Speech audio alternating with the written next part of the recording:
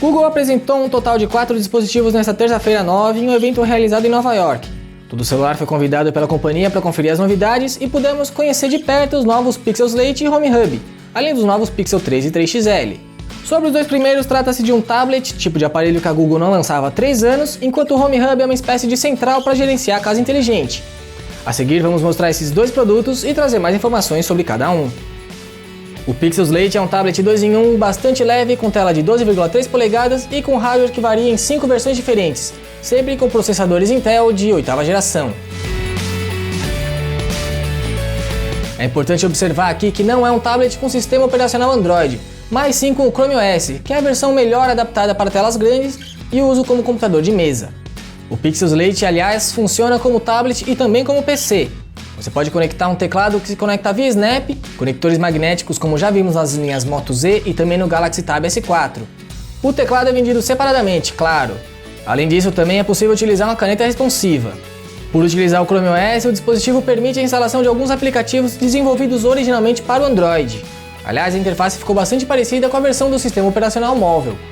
No quesito segurança, o Pixel Slate conta com a biometria, permitindo o usuário desbloquear o dispositivo com a digital no mesmo botão que serve para ligar e desligar, localizado na borda superior.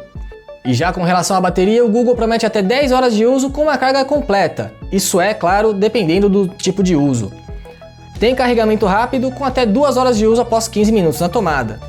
Os preços do Pixel Slate variam de 600 até 1.600 dólares, dependendo do hardware escolhido. O teclado e a caneta serão vendidos separadamente a 200 e 100 dólares respectivamente. O dispositivo e acessórios chegam ao mercado americano ainda este mês e não tem previsão de disponibilidade para o Brasil. O Google Home Hub é um concorrente direto para o Amazon Echo Show. Trata-se de um dispositivo com tela que funciona com um assistente para casa, integrando todos os dispositivos conectados para serem controlados pelo assistente.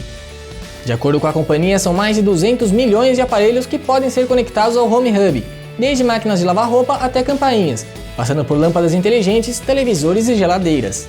O aparelho em si lembra um tablet na posição horizontal em um suporte e o assistente do Google já vem instalado de fábrica. Também estará disponível nos Estados Unidos e outros mercados selecionados até o fim de outubro. E o Google Home Hub vai custar 150 dólares. Apesar da expectativa frustrada com a possibilidade do lançamento de um terceiro smartphone Pixel, a apresentação do tablet 2 em 1 Pixel Slate é uma boa notícia. Mas e aí, o que você achou dos novos produtos do Google? Conta pra gente aqui embaixo nos comentários. Aproveita para dar uma curtida aqui nesse vídeo e assinar o canal do Tudo Celular no YouTube.